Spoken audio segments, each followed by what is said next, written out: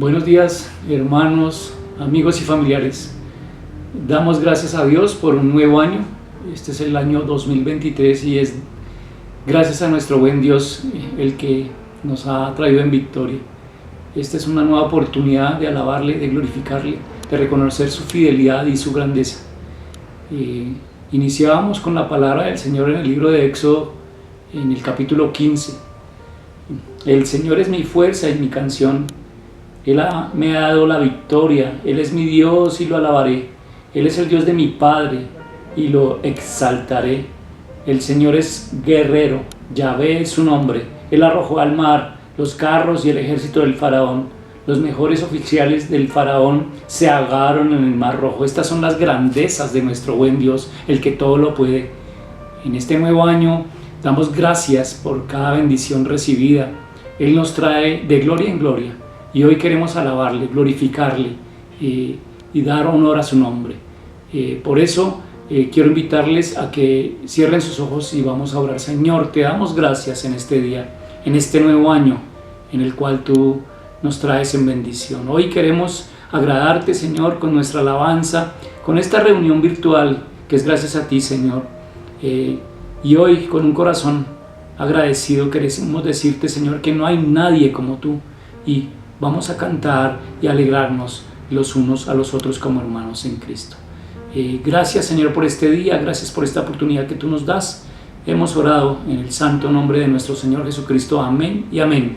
Mis hermanos, yo quiero invitarles a que coloquen su alabanza como olor fragante en esta mañana y que todos a una misma voz alabemos a nuestro buen Señor. Alabémosle con alegría.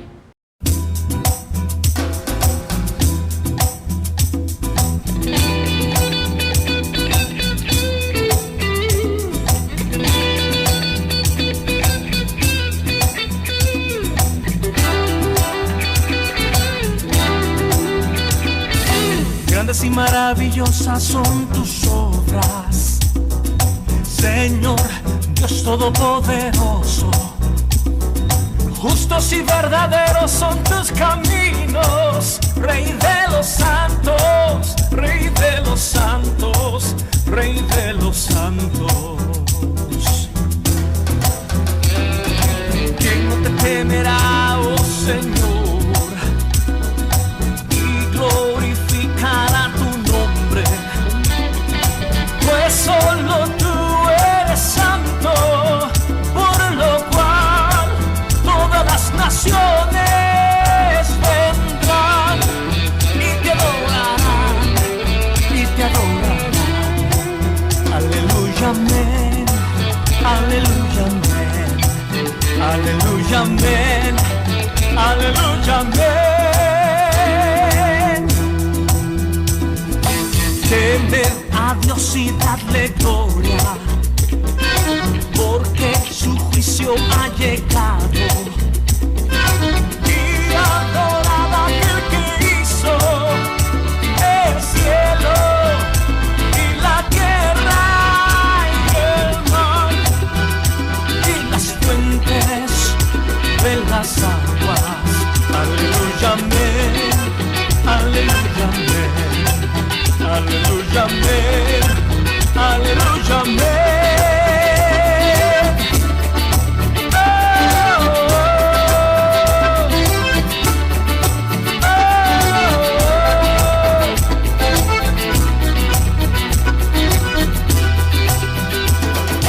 ¿Quién no te temerá, oh Señor,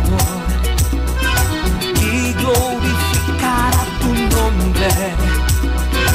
Pues solo tú eres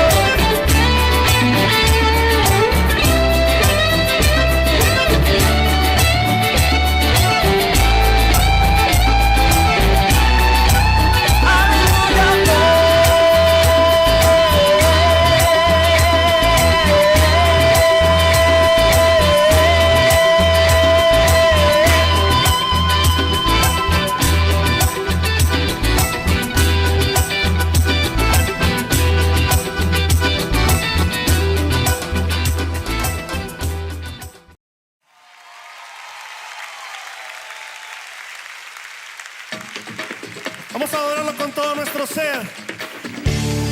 Nuestro Dios es fiel, amén. Aleluya. Vamos.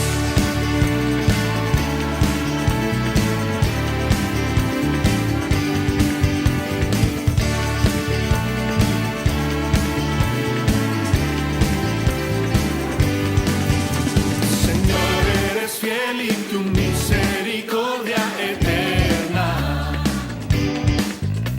Señor, eres fiel y tu misericordia eterna. Gente, gente de toda lengua y nación, de generación a generación, te adoramos hoy.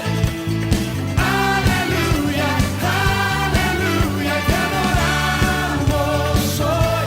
Eres Señor. Te adoramos hoy. Aleluya, aleluya, te adoramos hoy. Eres Señor. Eres fiel. Da un grito de júbilo. Eres fiel. Canta bien fuerte. Señor, eres fiel. Señor, eres fiel y tu misericordia eterna. Oh, oh. Señor, eres fiel y tu misericordia eterna. Gente de toda lengua y nación, de generación a generación, te adoramos hoy. Aleluya, aleluya, te adoramos hoy. Eres Señor. Te adoramos hoy. Aleluya, aleluya, te adoramos hoy. Eres Señor. Eres fiel. Sí, Señor, sí, Señor, sí, Señor. Tan fiel, tan fiel. Sí, Señor, sí, Señor, sí, Señor. Vamos, decláralo. Eres fiel, siempre fiel, siempre fiel. Eres fiel,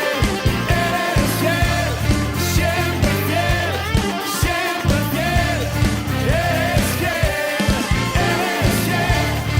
siempre, siempre fiel, siempre fiel.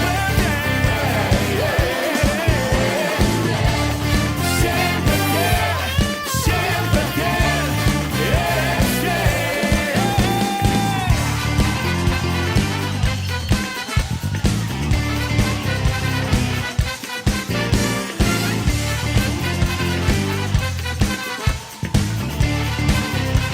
Levanta tu voz. Señor, eres fiel y tu misericordia eterna. Oh, Jesús, tú eres fiel. Señor, eres fiel y tu misericordia eterna. Por siempre. Señor, eres fiel y tu misericordia eterna. Oh, Señor, eres fiel y tu misericordia eterna. Gente, gente de toda lengua y nación, de generación a generación, te adoramos hoy. Aleluya, aleluya, te adoramos hoy. Eres Señor. Te adoramos hoy. Aleluya, aleluya, te adoramos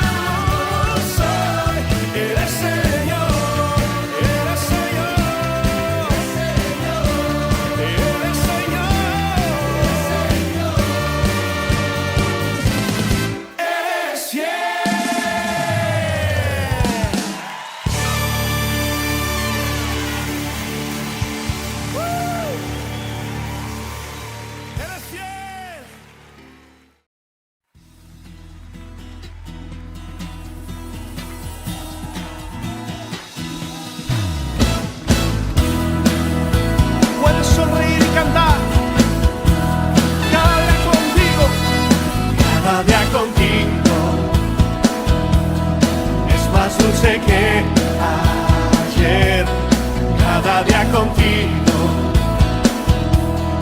es más dulce que ayer. Te alabaré cada mañana y al atardecer también, pues cada día aquí contigo es más dulce que ayer. Sí, cada día contigo es más dulce que ayer. Cada día contigo es más dulce que ayer. Te alabaré cada mañana y al atardecer también, pues cada día aquí contigo es más dulce que ayer. Sí, Jesús, qué honor es poder conocerte y ser amado por tu amor. Qué alegría es cantarte y alabarte con un nuevo corazón. Desde el amanecer hasta el anochecer, cada día contigo es más dulce que ayer. Cada día contigo es más dulce que ayer. Te alabaré cada mañana y al atardecer también, pues cada día aquí contigo sí es más dulce que ayer. Si están de acuerdo conmigo, denle un grito de júbilo. Oh, qué grande es vivir, sí, es vivir en la victoria que hay en ti y entregar cada día, todo el día, la canción que hay en mí. Desde el amanecer hasta el anochecer, cada día contigo es más dulce que ayer. Cada día contigo es más dulce que ayer. Te alabaré cada mañana y al atardecer también, pues cada día aquí contigo es más dulce que ayer. ¿Cuántos creen que estar en la presencia de Jesús es lo mejor que pueden hacer? Estar en su presencia. A ver, repita después de mí entonces. Quiero estar cada día contigo. Quiero estar cada día contigo, porque hoy es más dulce que ayer. Porque hoy es más dulce que ayer. Quiero estar cada día contigo. Quiero estar cada día contigo, porque hoy es más dulce que ayer. Porque hoy, ahora con un poquito más de sabor, vamos. Yo quiero estar cada día contigo. Fuerte. Quiero estar cada día contigo, porque hoy es más dulce que ayer. Porque hoy es más dulce que ayer. Yo quiero estar cada día contigo. Quiero estar cada día contigo, porque hoy es más dulce que ayer.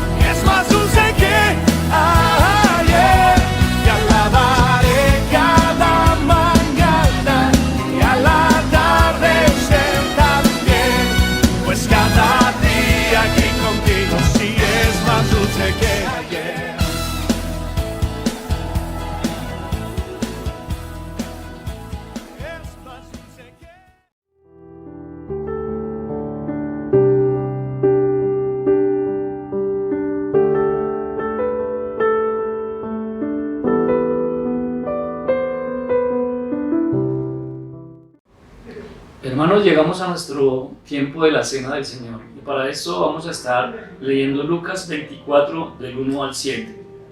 Vamos a hablar de la resurrección. El domingo, muy temprano por la mañana, las mujeres fueron a la tumba, llevando las especias que habían preparado. Encontraron que la piedra de la entrada estaba corrida a un costado. Entonces entraron, pero no encontraron el cuerpo del Señor Jesús.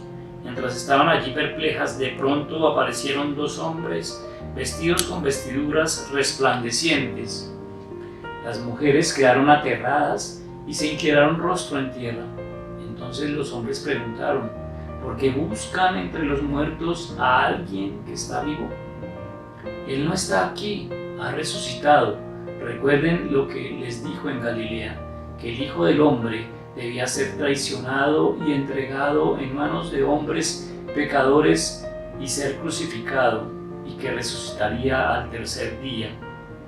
Vamos también a Lucas 24:36. Jesús se aparece a los discípulos. Entonces, justo mientras contaban la historia, de pronto Jesús mismo apareció de pie en medio de ellos y les dijo: la paz sea con ustedes. Y en Lucas 24:45-47 dice: entonces les abrió la mente a los discípulos para que entendieran las Escrituras y dijo: efectivamente se escribió hace mucho tiempo que el Mesías debería sufrir, morir y resucitar al tercer día.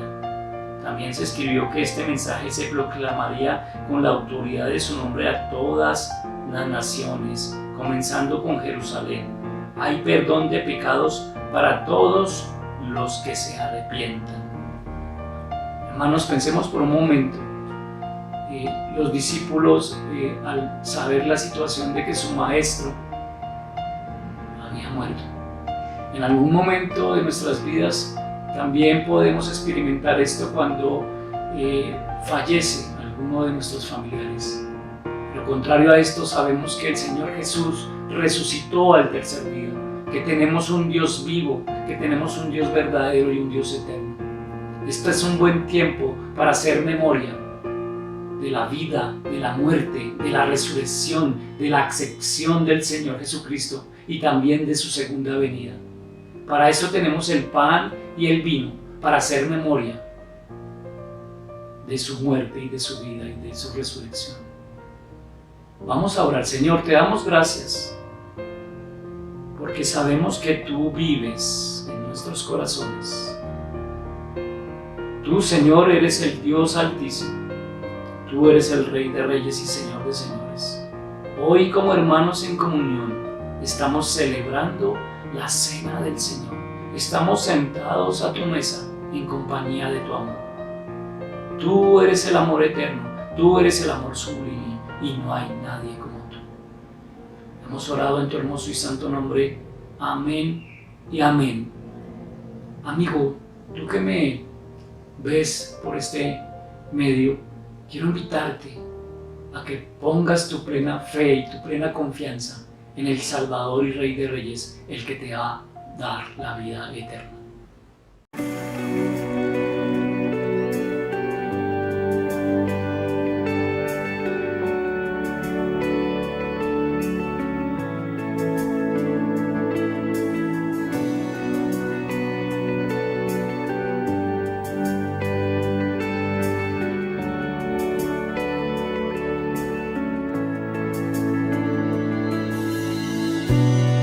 La sangre de Jesús me redimió, me perdonó y libertad me dio. Tu majestad está dentro de mí, por siempre creo en ti, por siempre creo en ti. Me inundas con justicia y gracia cautivó mi corazón. Tu espíritu me guía a la verdad. Tu amor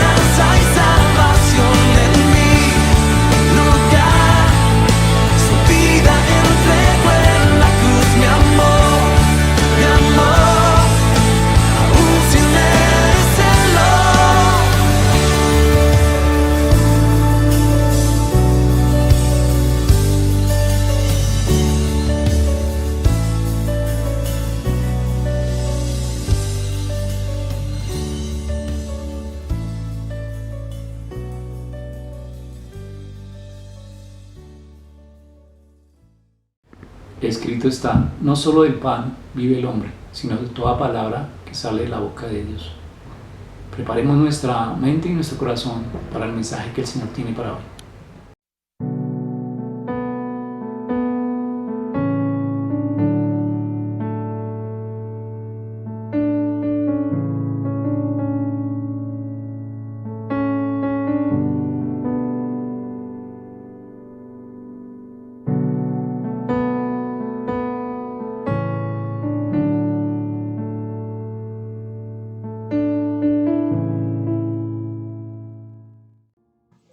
Muy buenos días, querida y amada Iglesia Aposento Alto Torre de Refugio. El Señor los bendiga a cada uno de ustedes. Gracias por estar con nosotros en este día en el cual celebramos la Cena del Señor y también adoramos y damos toda la gloria y alabanza a nuestro buen Señor. Hoy continuamos con nuestro estudio de la carta a los Colosenses, escrita por el apóstol Pablo.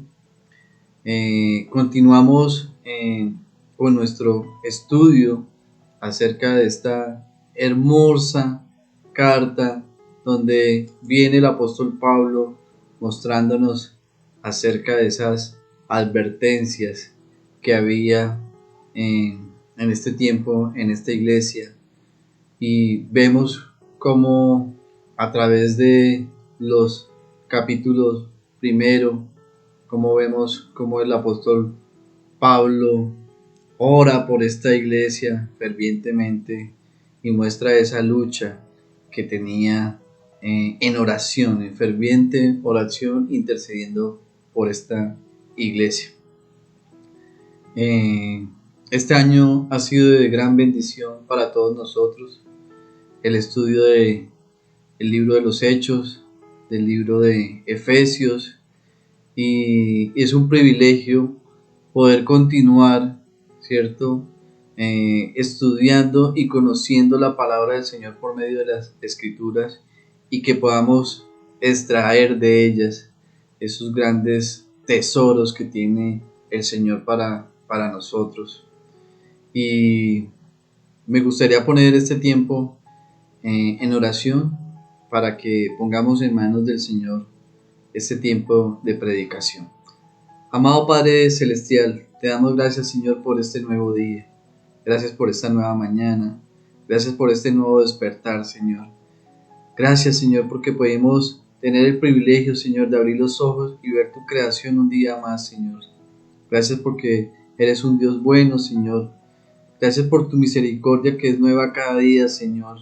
Y podemos hoy disfrutar un día más, Señor, de tu creación, Señor. Te damos gracias por nuestra iglesia. Te damos gracias por cada uno de nuestros hermanos y hermanas, Señor. Bendícelos, Señor. Bendícelos enormemente a cada uno de ellos, a los niños, a los jóvenes, a los ancianos, Señor, a cada uno de los matrimonios de nuestra iglesia, Señor.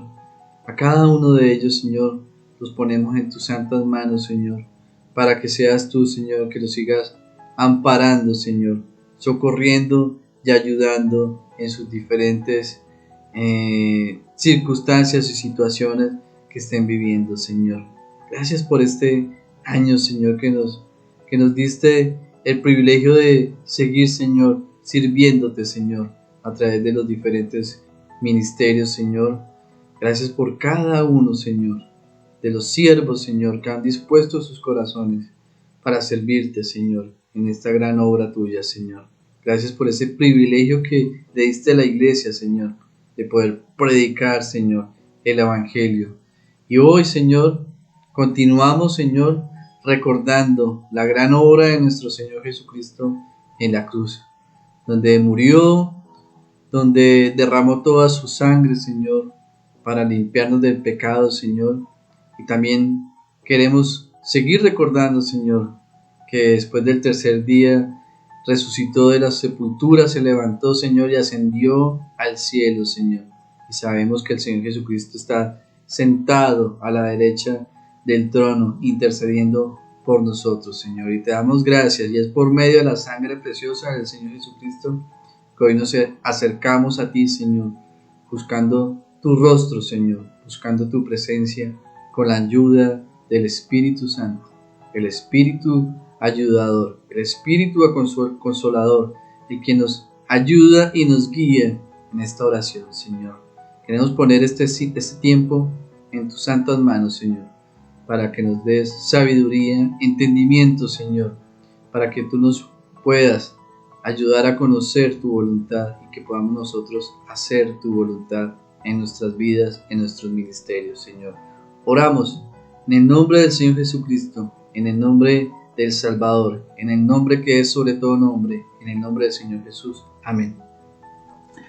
Mis hermanos, pues quiero iniciar este día leyendo precisamente la palabra del Señor y los invito para que me acompañen a leer en Mateo 28 desde el versículo 16 hasta el versículo 20.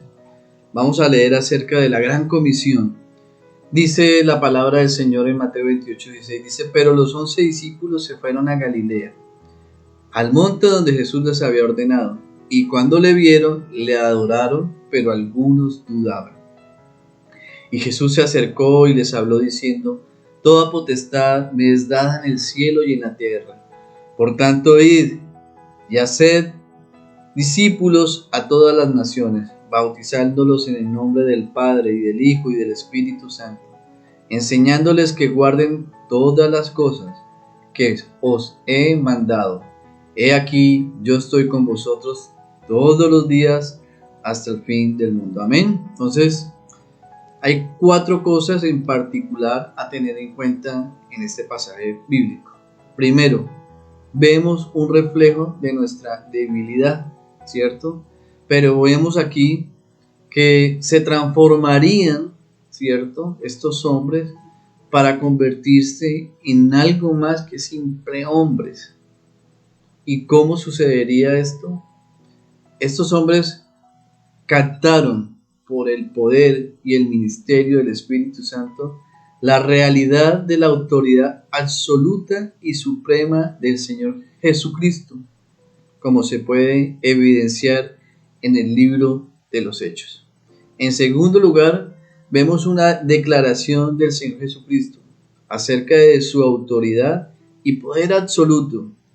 Y dice que, habiendo visto el reflejo de nuestra debilidad, vemos ahora la declaración de su máximo poder. El versículo 18 dice que el Señor Jesús se acercó y les habló diciendo: toda autoridad me ha sido dada en el cielo y en la tierra. Entonces Jesús conoce acerca de nuestras debilidades y el Señor Jesucristo sale a nuestro encuentro. El Señor Jesucristo no nos deja solos. Dios le ha dado a la iglesia y a sus hijos las escrituras para que podamos estar equipados, no para algunas buenas obras, ¿cierto?, sino para que cada obra necesaria del reino de Dios podamos nosotros estar capacitados para estas buenas obras. Dios también ha dado las escrituras a la iglesia para que podamos saber cómo comportarnos, ¿cierto?, en la casa de Dios, cómo poder comportarnos, ¿cierto?, con nuestro Dios viviente, con el pilar y el apoyo de la verdad.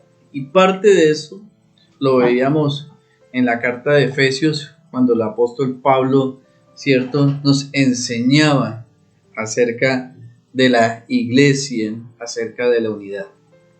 El tercer punto, vemos en este pasaje de la Gran Comisión la tarea preeminente de la iglesia. Entonces, este mandato preeminente de la iglesia es amar al Señor nuestro Dios con todo nuestro corazón, con toda nuestra alma, con toda nuestra mente y con toda la fuerza. La Gran Comisión es un trabajo de amor, es un trabajo en unidad, donde el principal vínculo va a ser el amor de Dios. La frase de hacer discípulos tiene la idea prominente de instrucción y de enseñanza. Y hacer discípulos es el medio de comunicar la verdad. ¿Y qué es entonces un discípulo? es alguien que es como su maestro. Entonces, el fin, ¿cierto?, de la plantación de las iglesias y el fin de la gran comisión es tomar el evangelio del Señor Jesucristo y proclamarlo valientemente a los perdidos. Jesús también dijo que al hacer discípulos debemos bautizarlos, ¿cierto? Y algunas cosas que menciona sobre esto es primero que nuestros conversos deben aceptar la enseñanza cristiana completa, ¿cierto? Que el texto menciona que es bautizar en el nombre muy específico del Padre, del Hijo y del Espíritu Santo. Enseñarles, entonces, dijo el Señor Jesús en esta gran comisión, que debemos estar enseñándoles a observar todo lo que te ordeno. ¿Y cuál es esa fuente? ¿Y de dónde debemos enseñar a la gente? Según este pasaje, ¿cuál será nuestra fuente de información? Dice, es enseñarles todo lo que te mande, según el versículo 20. Enseñamos la palabra de Cristo y la palabra de Dios viviente. Y por cuarto, vemos que tenemos esta gran promesa de su presencia y su poder. Y esta gran promesa es lo que nos alienta. Esta gran promesa es la que nos fortalece, ¿cierto? Porque su presencia y su poder, ¿cierto?, que nos da en estas palabras de esta gran comisión, dice el Señor Jesús, he aquí que yo estoy contigo siempre hasta el fin del mundo, dice Mateo 28:20. Entonces, la primera palabra de esta oración comunica la idea de poder mirar, de poder ver, de poder contemplar y poder tomar nota. El Señor Jesucristo está hablando a los hombres diciéndole, mírenme, mírenme, y ahora les voy a dar a todos el mayor de los ánimos. Y dice el Señor Jesucristo, siempre estaré contigo, incluso hasta al final de los tiempos. Esa es la promesa en la cual nosotros debemos tomar siempre el ánimo y el aliento para continuar, ¿cierto?, el propósito preeminente de la iglesia de llevar las buenas nuevas. Entonces, la gran comisión nos enseña, ¿cierto?, a observar todo lo que Él nos ordena y tener como fuente, ¿cierto?, fuente principal de la información, todo lo que Él nos mande. Nos enseñamos, ¿cierto?, basados en la palabra de Cristo, basados en la palabra del Dios viviente. Entonces, después de que el Señor habla por medio de esta gran comisión, vemos en Hechos el comienzo de la historia de la iglesia. Vemos en Hechos, en el capítulo 1, luego de la ascensión del Señor Jesús al cielo, cómo comienza la historia de la iglesia. Con el día de Pentecostés, en Hechos 2, cuando leemos que todos estaban juntos y fueron todos llenos del Espíritu Santo. Y en el versículo 41 de este capítulo dice, y así que los que recibieron su palabra fueron bautizados, y se añadieron aquel día como 3,000 personas. Y en el versículo 42 dice, y perseveraban en la doctrina de los apóstoles, en la comunión unos con otros, en el partimiento del pan y en la oración. Esta, hermanos, es el inicio de la iglesia. Pero esta iglesia estaba al comienzo compuesta completamente por cristianos judíos. No fue hasta después de la conversión de los samaritanos en Hechos 8, cuando leemos cuando Felipe descendió a Samaria y predica de Cristo, y posteriormente en Hechos 10, cuando el apóstol Pedro le anuncia el evangelio a Cornelio en Cesarea. No fue hasta este tiempo en que los no judíos comenzaron a incorporarse en el cuerpo de Cristo. Después de resaltar la conversión de Cornelio, Lucas nos muestra la expansión del Evangelio en las tierras gentiles. Esto lo empezamos a ver después de Hechos 11, 19, 24, cuando los cristianos habían sido esparcidos por causa de la persecución que hubo, que culminó en la formación de una iglesia predominantemente gentil en Antioquía, Siria. Esto lo vemos en Hechos 11, 21. Dice, y la mano del Señor estaba con ellos, y gran número creyó y se convirtió al Señor. Amén. Entonces, vemos la inclusión de gentiles en la iglesia, ¿cierto? Que representó un cambio de modelo importante para los cristianos judíos, ya que durante los 1500 años anteriores, desde la época de Moisés, Dios había estado trabajando a través de la nación de Israel, pero ahora en la iglesia, ese nuevo misterio revelado, los gentiles se salvan sin tener que convertirse primero en judíos. Vemos entonces en el pasaje de conversión de Saulo de Tarso, cuando se encuentra con el Señor Jesucristo llegando a Damasco y es transformada su vida, aprendiendo que el Señor es la cabeza de la iglesia. Saulo se transforma ahora en un hermano, como lo llamó Ananías, y fue lleno del Espíritu Santo e inició a predicar a Cristo, diciendo que Jesús era el Hijo de Dios. Eso lo vemos en Hechos 9:3. Les agradezco que me ayuden con la lectura. Dice Hechos 9:3, mas yendo por el camino aconteció que al llegar cerca de Damasco, repentinamente le rodeó un resplandor de luz del cielo, y cayendo en tierra oyó una voz que le decía, Saulo, Saulo, ¿por qué me persigues? Él dijo, ¿quién eres, Señor? Y le dijo, yo soy Jesús, a quien tú persigues. Dura cosa te es dar coces contra el aguijón.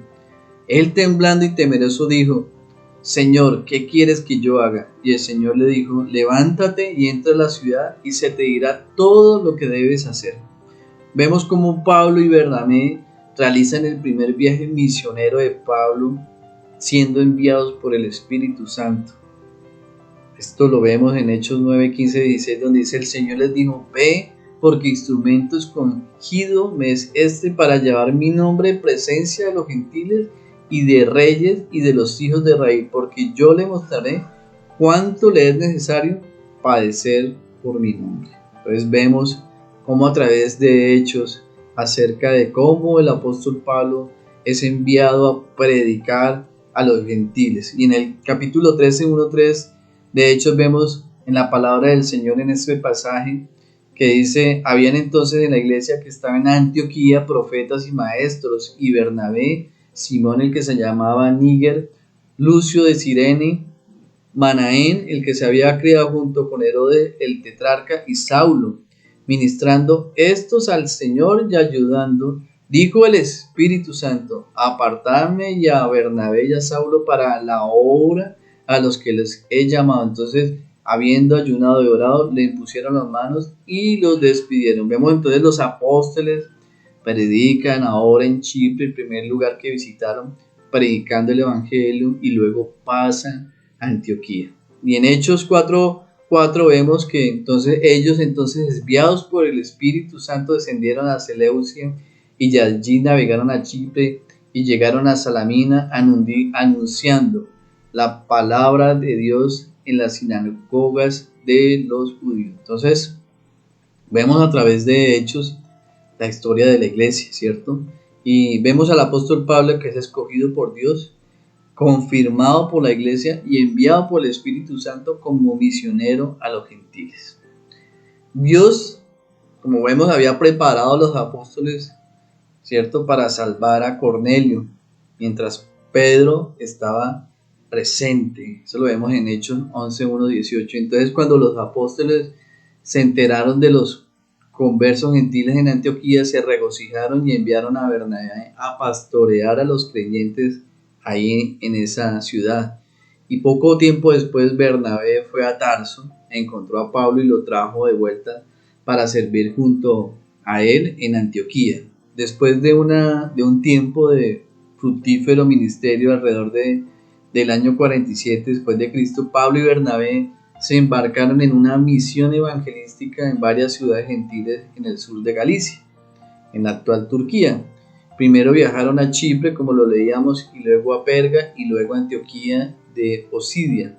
Y fue allí en Antioquía donde entraron a una sinagoga un día de reposo y Pablo predicó un poderoso mensaje en el Evangelio al pueblo judío presente.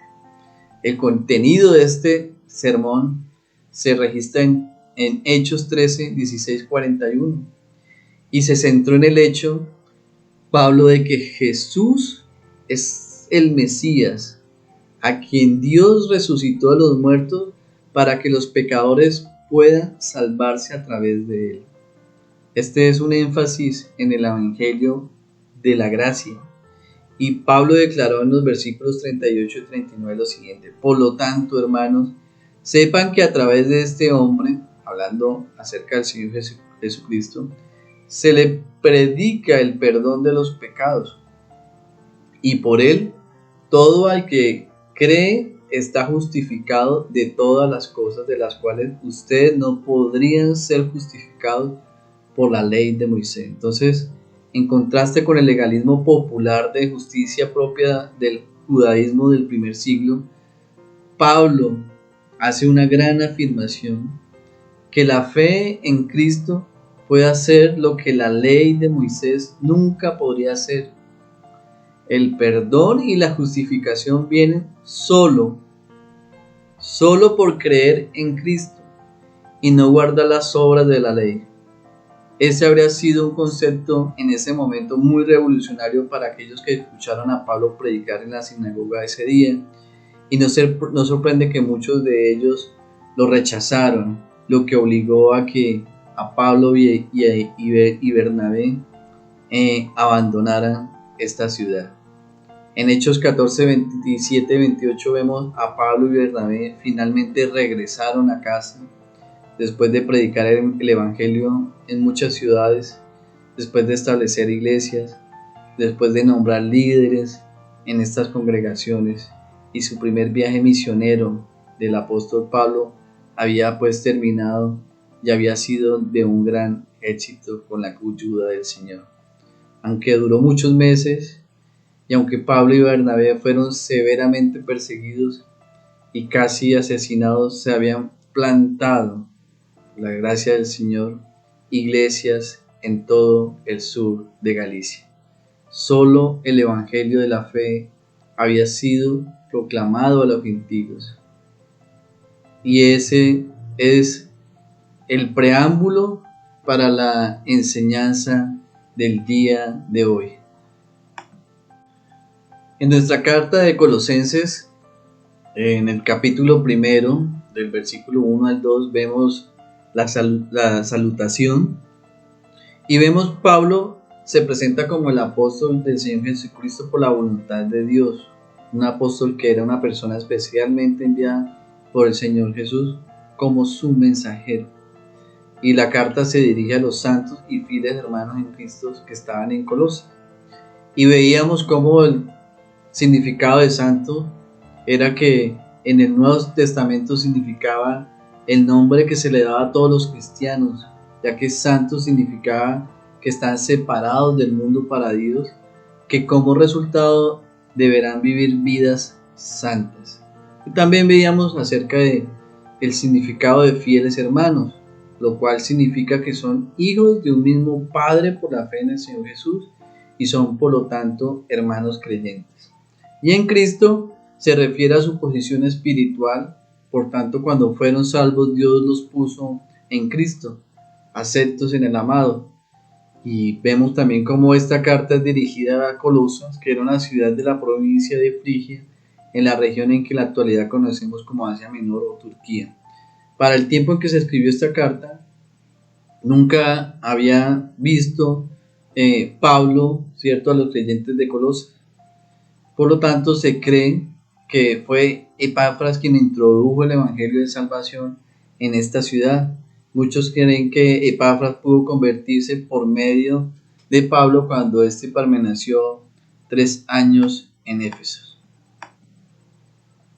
En Colosenses capítulo 1 del versículo 1 al 14 vimos, ¿cierto?, en nuestras enseñanzas acerca de la acción de gracia, cómo Pablo oraba, ¿cierto?, porque había oído acerca de la fe, el amor, la esperanza, ¿cierto?, de la iglesia de Colosas.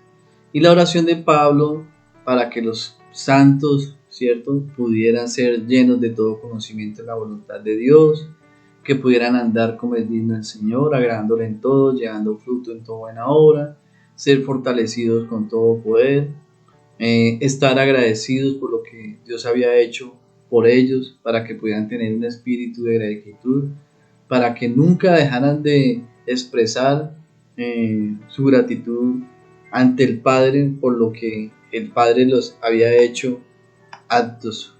En Colosenses capítulo 1 del 15 al 23 vimos acerca de las glorias del Señor Jesucristo, y también podíamos nosotros conocer acerca de que el Señor Jesucristo es la imagen de Dios, ¿cierto?, descrito aquí como la imagen del Dios invisible, que el Señor Jesucristo es primogénito de toda la creación, o sea que el Señor Jesucristo es el único Hijo de Dios, que el Señor Jesucristo es el diseñador, creador, cierto, propósito y sustentador del universo. Y veíamos cómo todas las cosas, todo el universo de cosas fue creado por Él, por medio de Él y para Él.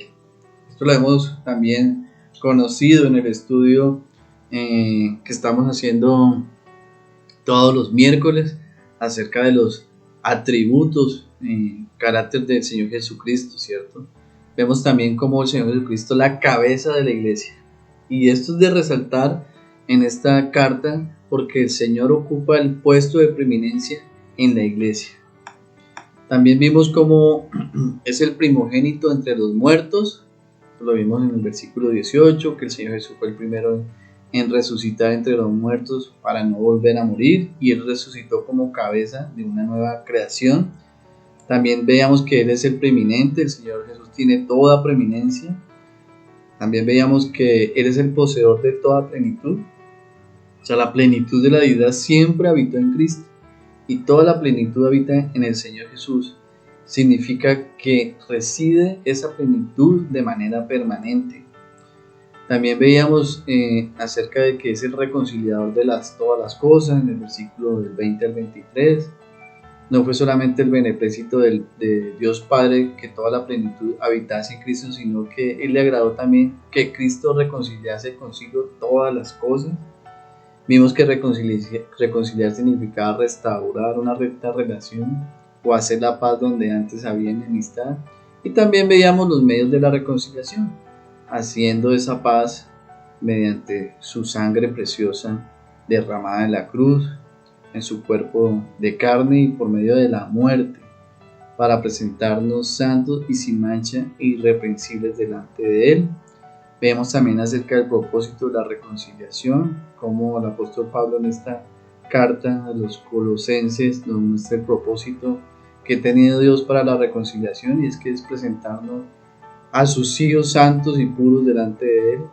Y veíamos cómo la palabra santa significaba estar separado del pecado y apartado para Dios, sin mancha, que quería decir que ser intachable, irreprensible, significa no solo que estamos libres de mancha, sino que nadie puede presentar cargo en nuestra contra. Y por último, la evidencia de la reconciliación. Entonces los hombres muestran en verdad que han sido reconciliados con Dios cuando permanecen, ¿cierto?, fundados y firmes en la fe y sin moverse de la esperanza del Evangelio. En Colosenses 1, del versículo 24 al 29, conocíamos por medio de este pasaje bíblico acerca del ministerio de Pablo a los gentiles. Veamos que es un ministerio eficaz y veíamos acerca del origen de ese ministerio, ¿cierto? Después de haber comenzado su carta hablando el apóstol Pablo acerca de su autoridad apostólica, Pablo en este momento habla acerca de ese carácter divino de su ministerio, y para hacerlo menciona varios aspectos de ese ministerio. Entonces vemos cómo es el origen del ministerio, del cual yo, Pablo, fui hecho ministro, dice la iglesia, de la cual fui hecho ministro según la administración de Dios que me fue dada para con vosotros.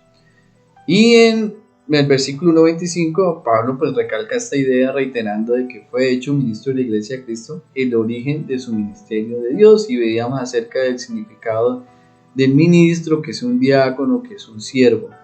También como otro aspecto de este ministerio hablamos acerca de cómo es la actitud del ministerio, cómo en este pasaje bíblico habla acerca de ahora me gozo, y el gozo es la actitud gozosa de Pablo, que jamás perdió la oportunidad de la profunda certeza de que Dios tenía el control de todas las cosas, cómo mantener el gozo, y el gozo nace de la humildad y se mantiene en devoción a Cristo y confianza en Dios. Como tercer aspecto vemos el peso o el sufrimiento del ministerio.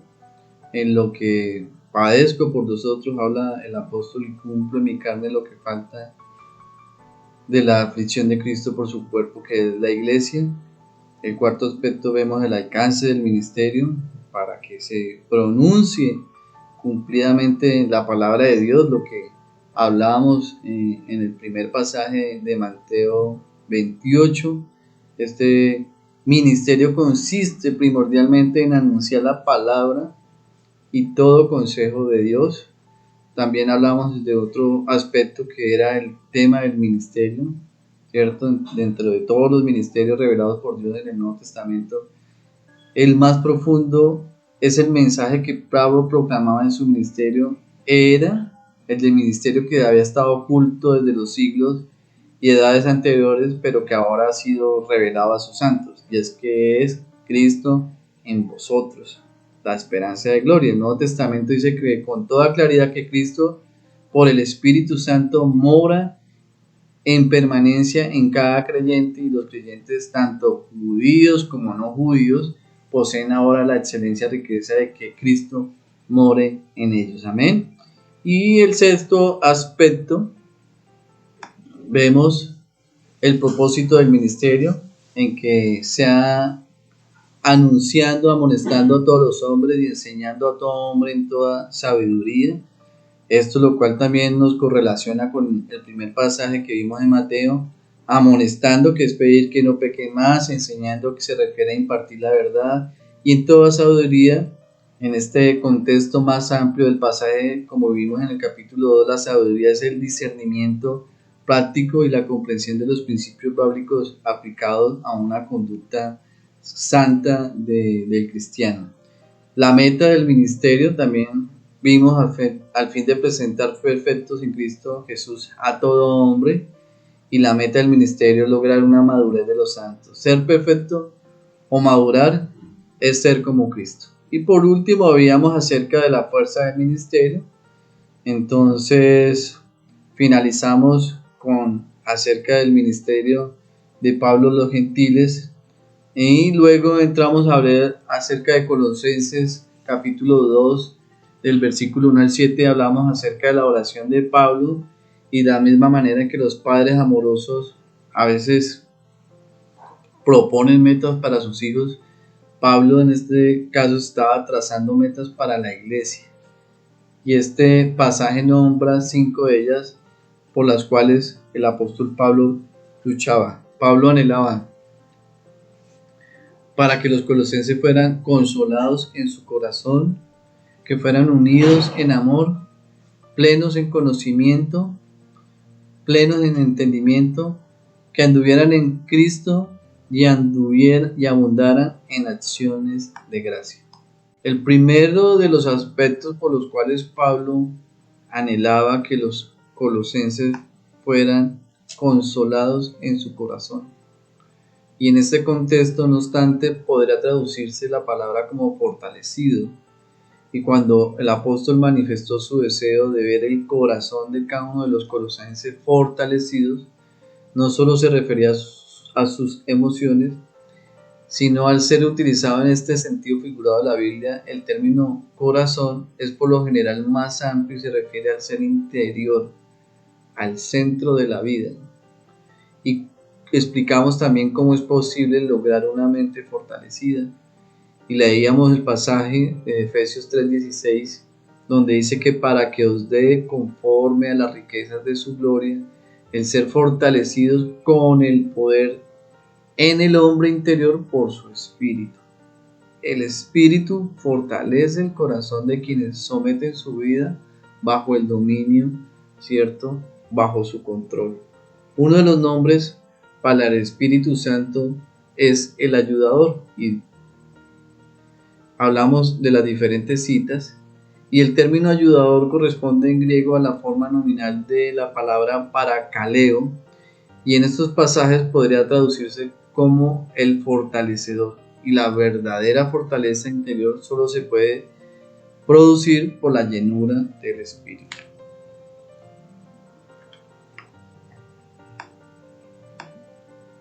Un corazón, por tanto, fortalecido redunda en una vida cristiana llena de poder, y cuando los creyentes son fortalecidos por el Espíritu, Cristo viene a habitar en sus corazones, y también son arraigados y cimentados en amor, y son capaces de poder comprender el amor de Cristo, y son llenos de la plenitud de Dios. Por tanto, luego Cristo a través de ellos es poderoso para hacer todas las cosas, mucho más abundante de lo que pedimos o entendemos, según el poder que actúa en nosotros.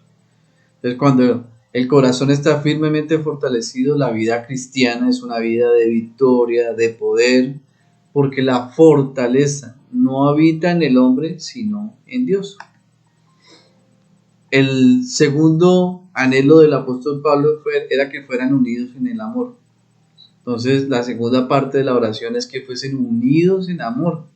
Además de un corazón fortalecido y lleno de consuelo, desea una unidad de los creyentes en amor. El verbo unidad expresa la idea de coaligar, que significa unir firmemente varias personas para un fin. La idea más fundamental es la de hacer que se junten o de juntar algo. Entonces, el apóstol anhela es que los creyentes permanezcan y se mantengan unidos. ¿En qué vínculo? Pues en el vínculo perfecto, en el del amor. Entonces, la idea principal del texto es la unidad entre los cristianos. El Espíritu Santo liga a cada uno con los demás en Cristo. De ahí es que el mismo apóstol llame la unidad del Espíritu. Y la gran realidad de la iglesia es la de un cuerpo en Cristo, unido en el Señor Jesús. El tercer anhelo era que fueran plenos en su entendimiento. Y este pasaje pues obviamente está en Colosenses 2, versículo 2, donde dice que hasta alcanzar todas las riquezas del pleno entendimiento, a fin de conocer el misterio de Dios, el Padre y de Cristo, en quien están escondidos todos los tesoros de la sabiduría y del conocimiento. Y esto no lo digo para que nadie os engañe con palabras persuasivas, porque aunque estoy ausente en cuerpo, no obstante en espíritu estoy con vosotros, gozándome y mirando vuestro buen orden y la firmeza de vuestra fe en Cristo. Entonces Pablo desea que los colosenses también pudieran experimentar todas las riquezas que vienen del pleno entendimiento. Sin este entendimiento, los creyentes son incapaces, por tanto, de disfrutar todas las bendiciones que les pertenecen en Cristo. Para lograr ese entendimiento, es necesario haber establecido la convicción de la deidad y de la suficiencia en Cristo. En Cristo mismo, Dios que estaba oculto se hizo manifiesto a la humanidad. En este sentido, es el misterio de Dios. También traíamos un pasaje, 1 Timoteo 3:16, donde habla que es indiscutiblemente grande, es el misterio de la piedad. Dios fue manifestado en carne, justificado en el Espíritu, visto de los ángeles, predicado a los gentiles y creído en el mundo, y recibido arriba en gloria. Entonces, todas estas frases apuntan ¿a quién? A Cristo. En la iglesia primitiva, así como en la de nuestros días, es importante comprender esa deidad de Cristo. Nadie podía ser cristiano sin el conocimiento verdadero de Cristo como Dios encarnado.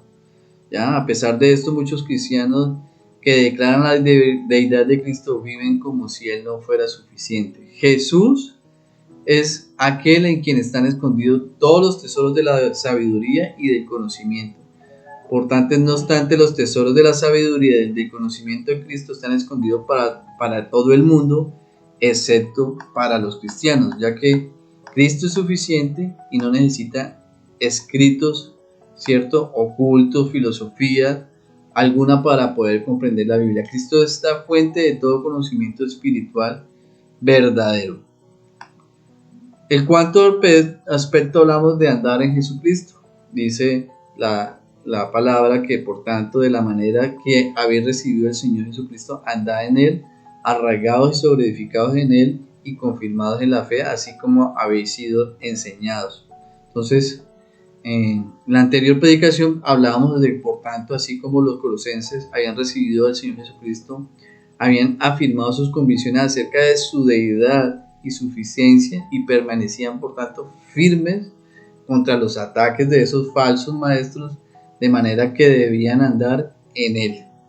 Los colosenses habían recibido al Salvador como Cristo, y el título del Salvador liga a Jesucristo, señalándolo además como Rey de Reyes y Señor de Señores. Entonces, recibir al Señor representa o requiere que nuestra conducta sea consecuente con nuestra fe. De ahí la expresión de andar en Él. Entonces, si recibimos al Señor Jesucristo, debemos andar, ¿cierto? Que es la expresión o la idea del conjunto de actividades de la vida individual del cristiano. Andar es un término conocido que se refiere a la conducta cotidiana, y la sobreedificación es el resultado de la obra de los edificadores sobre el único fundamento que es Cristo mismo. Esa piedra angular, como se llama en la Escritura, que es Cristo, da asentamiento eficaz y soporte seguro para que el edificio apoyado en ella pueda crecer en seguridad. Estar arraigados con firmeza en Cristo y creciendo en Él trae como resultado en los creyentes de ser confirmados en la fe. Y la última, ¿cierto? La última de esas 5 aspectos de la oración que anhelaba Pablo era abundar en acción de gracias. Y abundando en acción de gracias se trata de una respuesta a los otros 3 aspectos. Los creyentes arraigados en Cristo, sobreedificados en Él y confirmados en Él, abundarán en acción de gracias. Y el amor infinito de Jesucristo por nosotros es la fuente y la motivación principal de nuestro amor mutuo entre hermanos.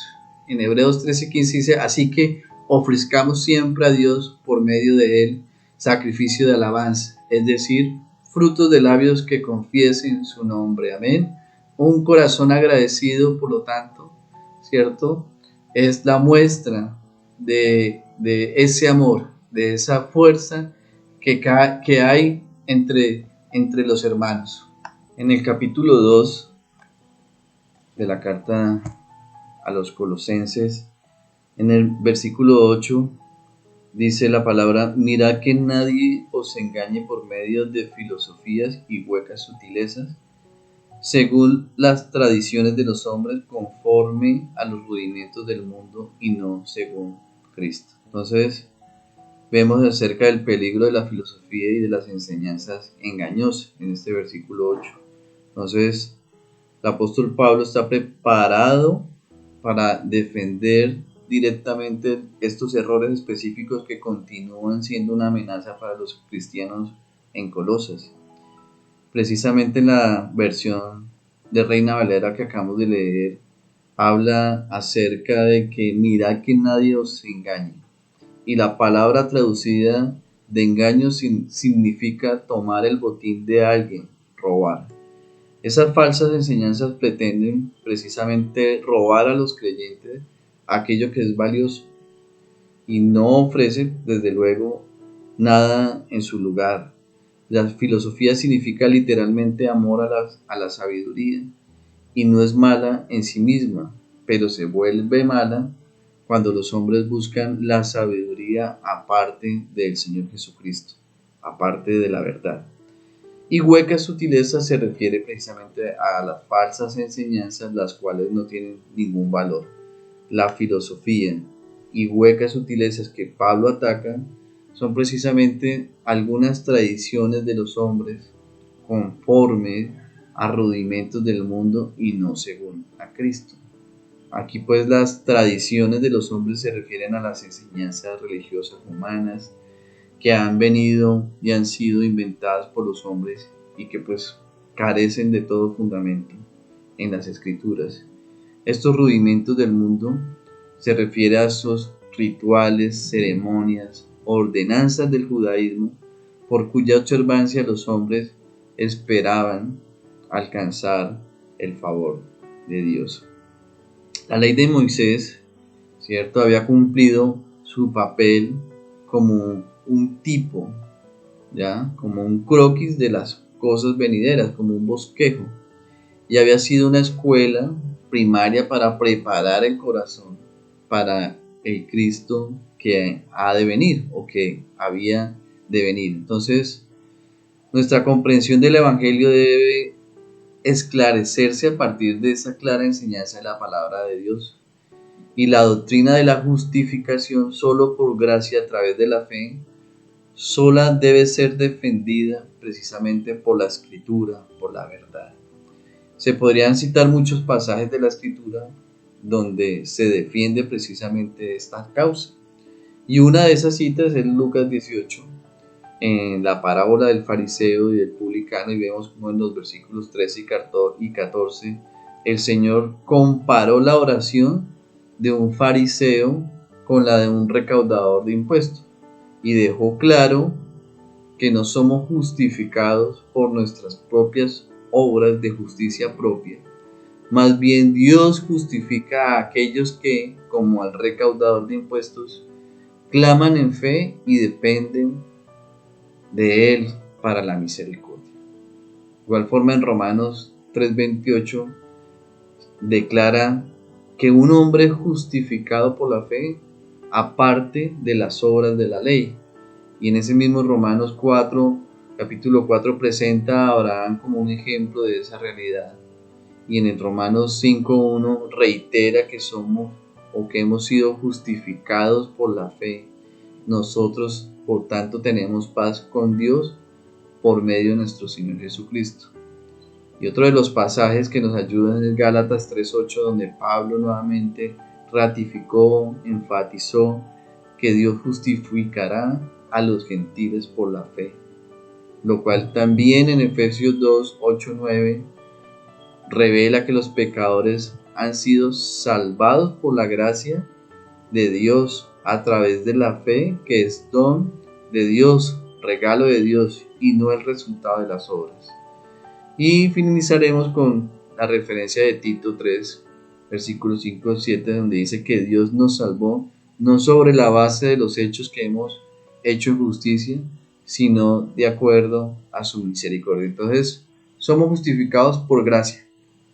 Y varios de estos pasajes son pues suficientes para mostrar nuestra posición justa ante Dios, la cual no se basa en las buenas obras que hemos hecho o que hacemos, sino solo en la obra terminada del Señor Jesucristo en la cruz. Somos justificados entonces por su gracia, solo por la fe y solo en Cristo Jesús. Abandonar la verdad bíblica por abrazar, ¿cierto?, o acoger una filosofía hueca, significa retroceder o regresar. Pablo escribe en 1 Corintios 1, versículo 18-21, dice: porque la palabra de la cruz es locura a los que se pierden, pero a los que se salvan, esto es, a nosotros, es poder de Dios.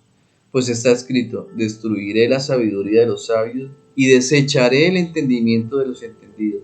¿Dónde está el sabio? ¿Dónde está el escriba? ¿Dónde está el disputador de este siglo? ¿No ha enloquecido Dios la sabiduría del mundo? Pues ya en la sabiduría de Dios el mundo no conocía a Dios. Mediante la sabiduría agradó a Dios salvar a los creyentes por la locura de la predicación. Amén. Entonces, la misma frase se encuentra en Gálatas 4:3, donde dice que así también nosotros cuando éramos niños estamos en esclavitud bajo los rudimentos del mundo. Y una vez más resulta evidente aquí que el elemento de madurez, sea que hablemos del judaísmo del primer siglo, como es el caso en Gálatas, o las falsas enseñanzas que me amenazan, a los colosenses, la religión humana es siempre superficial, inferior y deficiente o carente de trascendencia. Entonces, esta religión humana como tal no imparte una verdad nueva ni con profundidad.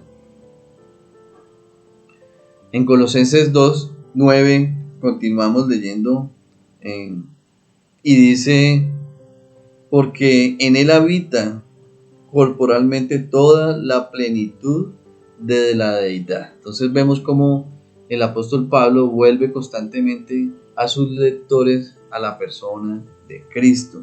Y en estos pasajes vemos una gran bendición dentro de las Escrituras, ya que presenta la majestad gloriosa de la persona de Cristo y su completa suficiencia. Entonces, el versículo 9 constituye quizás una de las declaraciones más contundentes acerca de la deidad del Señor Jesucristo que se encuentran en las epístolas escritas por el apóstol Pablo, y es la base principal sobre la cual todos los intentos, ¿cierto?, de negar a la deidad de Cristo quedan hechos pues pedazos. Pablo, sin embargo, insiste en afirmar que toda la plenitud de la deidad y no una parte de ella está en Cristo. Habitar significa radicarse o estar con Él. Por tanto, la deidad habita continuamente en Cristo. La deidad es una palabra que recalca la naturaleza divina del Señor, y esta naturaleza divina que habitó en permanencia en el Señor Jesucristo no fue alguna luz divina que lo alumbró durante un tiempo, sino que era suya esta luz. El Dios en toda su dimensión y lo que es para siempre, y siendo quien posee toda la plenitud de la deidad. Cristo, mis hermanos, es la cabeza de todo principado y de toda potestad. Él no es uno más entre otros seres de una serie de emancipación que proceden de Dios, como lo suponían los falsos maestros. Él, el Señor Jesús, es el Dios mismo y como tal la cabeza de todo el reino celestial. Continuamos con el capítulo 2, en el versículo 10 dice: vosotros estáis completos en él, que es la cabeza de todo principado y todo potestad. Entonces vemos cómo el apóstol sigue buscando inculcar en sus lectores la toda suficiencia del Señor Jesucristo. En Cristo vemos que habita corporalmente toda la plenitud de la deidad y el creyente está completo en él. La persona en quien estamos completos en el Señor Jesús es la cabeza de todo principado y toda potestad. Entonces, venir a Cristo significa venir al único que puede ofrecerle al hombre estar completo. Lo que hemos encontrado a Cristo, jamás debemos dudar de su suficiencia, ¿cierto? En el versículo 11 dice, en la palabra dice: en él también fuisteis circuncidados con circuncisión no hecha a mano, al echar de vosotros el cuerpo pecaminoso, carnal, en la circuncisión de Cristo, sepultados con él en el bautismo, en la cual fuisteis también resucitados con él mediante la fe, en el poder de Dios que le levantó de los muertos. Amén. Entonces vemos como los falsos maestros de Colosa, igual que los judaizantes que Pablo ya había confrontado en Galacia, enseñarán la necesidad de la circuncisión para alcanzar la salvación, ¿cierto? Cada niño judío era circuncidado al 8º día de su nacimiento. Esa era la señal de que pertenecía, ¿cierto?, este niño a la nación del pacto. El Nuevo Testamento también recalca la circuncisión ahora del corazón, ¿cierto? Esteban acusó al Sanedrín de ser incircuncisos de corazón y de oídos. Entonces vemos cómo Pablo definió la verdadera circuncisión en Romanos 2:29. Dice Romanos 2:29: sino que es judío el que lo es en lo interior, y la circuncisión es la del corazón. Para los cristianos, el rito físico de la circuncisión es innecesario en tanto, puesto que ya hemos sido circuncidados por la circuncisión no hecha a mano. El propósito de la circuncisión en Cristo es remover el cuerpo pecaminoso carnal. Esto se refiere a la remoción de esa naturaleza pecaminosa y caída que existe en cada ser humano y que lo domina antes de experimentar la salvación, como es el caso de todo creyente. Los cristianos han sido pues limpiados de ese dominio pecaminoso y se les ha concedido una nueva naturaleza creada en justicia, habiendo sido circuncidados con circuncisión no hecha a mano, es decir, no física, sino espiritual. Entonces, al experimentar la salvación, nuestro viejo hombre fue crucificado justamente con él, para que el cuerpo del pecado sea destruido, a fin de que no sirvamos más al pecado. Esto lo vemos en Romanos 6:6. Entonces, como resultado, si alguno está en Cristo, nueva criatura es. Las cosas viejas pasaron, aquí que todas son hechas nuevas. Amén. El bautismo simboliza la unión del creyente con Cristo. Al ser sepultado con Él en el bautismo, la unión del creyente con Cristo se lleva a cabo mediante la salvación.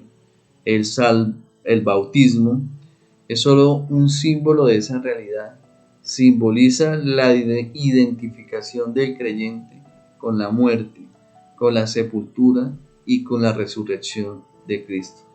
Eso es lo que simboliza el bautismo, esa identificación del creyente con el Señor Jesucristo.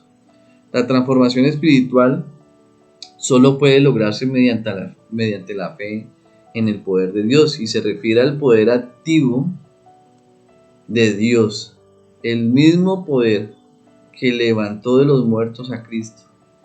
Quienes creen que Dios resucitó a Jesús de entre los muertos también serán resucitados con él. Amén.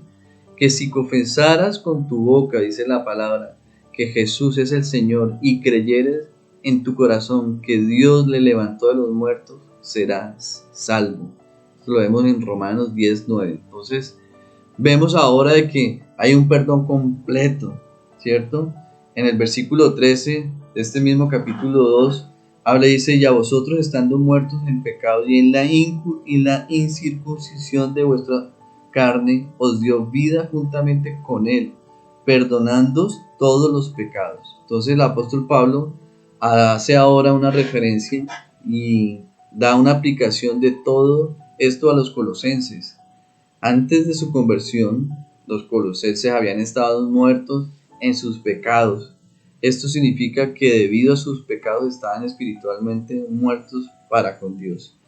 Ahora los colosenses habían sido pues evangelizados, ¿cierto? Estos colosenses habían sido gentiles y no habían sido miembros del pueblo terrenal de Dios, los judíos. Por ello habían estado separados de Dios, pero cuando oyeron el evangelio y creyeron en el Señor Jesucristo como como el Mesías, fueron vivificados juntamente con Cristo y le fueron perdonados todos los pecados. Sus vidas habían sido transformadas. Entonces el apóstol Pablo continúa, ¿cierto?, describiendo otros de los beneficios que estaba incluida en la obra de Cristo. Ahora dice que anulando el acta de los decretos que había contra nosotros, que no era contraria, quitándola de en medio y clavándola en la cruz. El acta de los decretos que había contra nosotros describe precisamente la ley. Por tanto, los 10 mandamientos estaba contra nosotros, condenándonos porque no podíamos guardar la perfección. Sin embargo, Pablo también está pensando, ¿cierto?, acerca de la ley ceremonial que había sido dada a él. En la ley ceremonial había toda clase de mandamientos acerca de días santos, de alimentos y otros ritos religiosos. Todos estos formaban parte de la religión impartida a los judíos que señalaban la venida del Señor Jesús. Era, por tanto, sombras o figuras de su persona y de su obra. Por su muerte en la cruz, Jesús quitó todo esto de en medio, clavando en su cruz y cancelando toda deuda. Entonces, por la muerte del Señor Jesús en la cruz y su posterior resurrección y ascensión al cielo, el Señor Jesús venció también los poderes de maldad, triunfando sobre ellos. Por tanto, no hay que temer, hermanos, si estamos en Cristo, porque el Señor Jesucristo ha triunfado sobre todo principado y sobre todo potestad de maldad. Por medio del Señor Jesús y de su obra en la cruz, Dios canceló la deuda del creyente, derrotando a Satanás y a sus ángeles caídos. Esa es la razón por la cual puede Pablo declarar en Romanos 8, 37-39 lo siguiente: Antes, en todas estas cosas, somos más que vencedores, por medio de aquel que nos amó, por lo cual estoy seguro que ni la muerte, ni la vida, ni ángeles, ni principados, ni potestades, ni lo presente, ni lo porvenir, ni lo alto, ni lo profundo, ni ninguna otra cosa creada nos podrá separar del amor de Dios, que es en Cristo Jesús, Señor nuestro. Amén. Entonces, aunque debemos luchar contra las fuerzas del mal, como lo vemos en Efesios 6:12, estas no nos pueden vencer. Cristo, el Señor de todos, que fue crucificado y resucitó, reina sobre todo el universo. Estar unido al Señor es estar libre del dominio del Satanás, y la muerte de Cristo nos concede transformación, perdón y victoria. Todo esto resulta en una salvación completa, mis hermanos, con un perdón completo y una victoria completa. Con toda razón, Pablo dijo en Gálatas 6:14, pero lejos esté de mí gloriarme, sino en la cruz de nuestro Señor Jesucristo, por quien el mundo me es crucificado a mí y yo al mundo. Amén. Entonces, mis hermanos, vemos cómo en Colosenses 2, en los versículos 8 al 13, al versículo 14, vemos la plenitud de la deidad en Cristo, la cual habita eternamente en el Señor Jesús.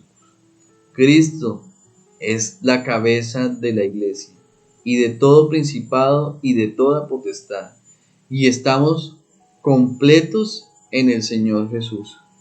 El creyente tiene en Cristo, por tanto, todo lo necesario. En Cristo, mis hermanos, tenemos una salvación completa, tenemos un perdón completo y tenemos una victoria completa. Amén.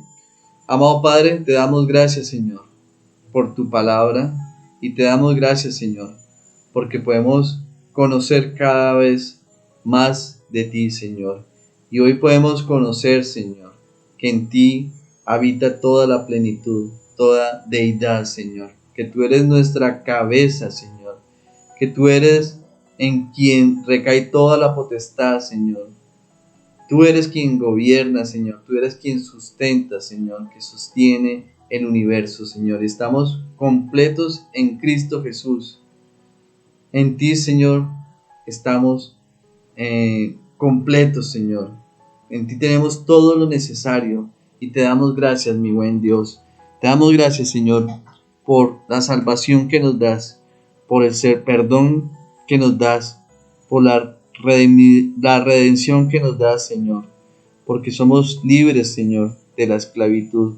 Y hoy queremos recordar, Señor, tu obra de salvación en la cruz, donde tú diste tu cuerpo, Señor, y derramaste toda la sangre preciosa por el perdón de los pecados. Te damos gracias, Señor, por tu evangelio, por las buenas nuevas, Señor, y que podamos nosotros como iglesia seguir predicando tu palabra, Señor, seguir predicando tu salvación, Señor, seguir predicando, Señor, tu evangelio, y que puedan, Señor, nuevas personas conocer ese plan de salvación que hay en ti, Señor. Te damos gracias, Señor, porque somos más que vencedores, Señor, y en ti tenemos la victoria, Señor. Y queremos que tú sigas con nosotros, Señor, en este nuevo año, de tu mano, con tu ayuda, Señor, como lo leíamos en Mateo 28, de que tú estás con nosotros todos los días, Señor. Y esto nos alienta y esto nos fortalece, Señor, para continuar, Señor, sirviéndote a ti, Señor. Oramos, Señor, con la ayuda del Espíritu Santo y en el nombre del Señor Jesucristo. Amén. Mis hermanos, Dios los bendiga. Una manera más de seguir adorando a nuestro buen Dios es con nuestros diezmos y nuestras ofrendas. Para esto vamos al libro de Deuteronomio 16:10. Y harás la fiesta solemne de las semanas a Jehová tu Dios, de la abundancia voluntaria de tu mano será lo que dieres, según Jehová tu Dios te hubiera bendecido. Hoy queremos agradar a nuestro buen Dios con nuestras ofrendas y con nuestros diezmos. Y agradecemos al Señor por todo lo que el Señor nos permite disfrutar. Para esto vamos a orar. Señor, te damos gracias. Reconocemos tu grandeza y tu voluntad, Padre. Reconocemos que eres un Dios todopoderoso, que tú eres nuestro proveedor, que tú provees todo lo que necesitamos, que sabes de nuestras necesidades y aflicciones y que sabes de lo que estamos necesitando en cada momento de nuestras vidas. Hoy, Señor, damos gracias por la oportunidad que tú nos das de ofrendar y diezmar, de lo que tú nos has dado de corazón y voluntariamente queremos ofrendar y diezmar. Gracias por el momento que estamos disfrutando como hermanos, gracias por nuestros trabajos, gracias por la economía que podemos disfrutar, que no es la economía que nos ofrece el mundo, sino la economía que viene de tu mano, que es la bendición eterna. Oramos también, Señor Padre, por las personas que en este momento no tienen un trabajo, Señor. En este nuevo año, Señor, si es tu voluntad, permíteles tener un nuevo trabajo, Señor. Y estos diezmos y ofrendas que estamos recibiendo, Señor, que sean buenos administrados, tengan una buena administración, Señor, para poder pagar todas las necesidades de nuestra congregación. Hemos orado en el hermoso y santo nombre de nuestro Señor Jesús. Amén y amén.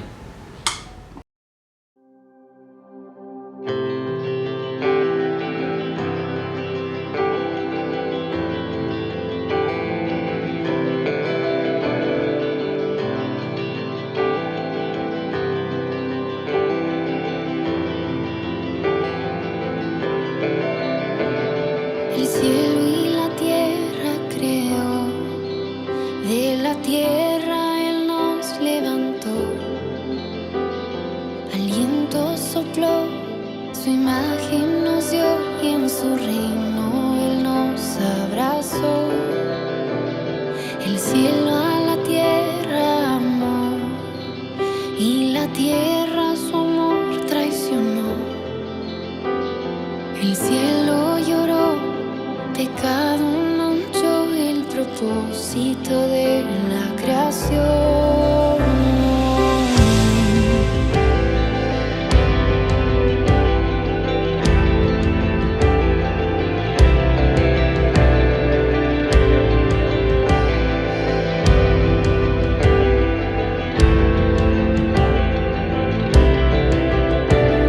El cielo en la tierra nació, de su trono a un pesebre llegó, como hombre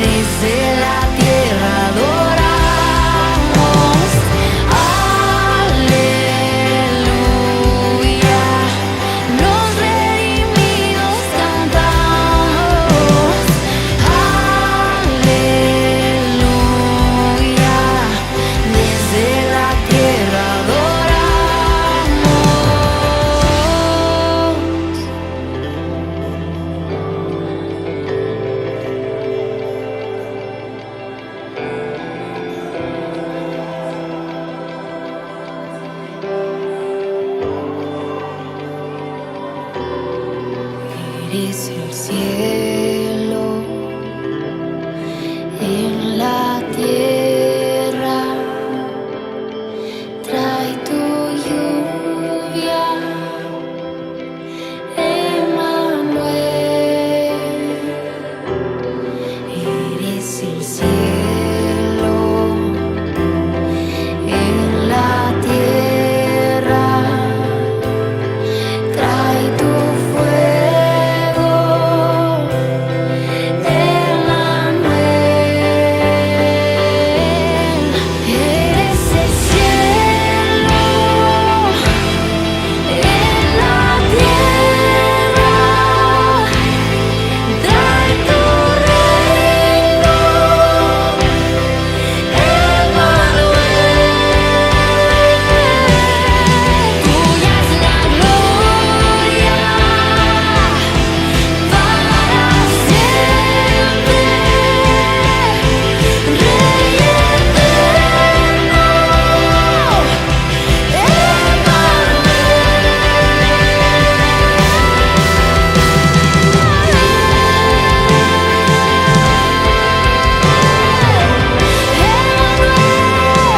Dios con nosotros.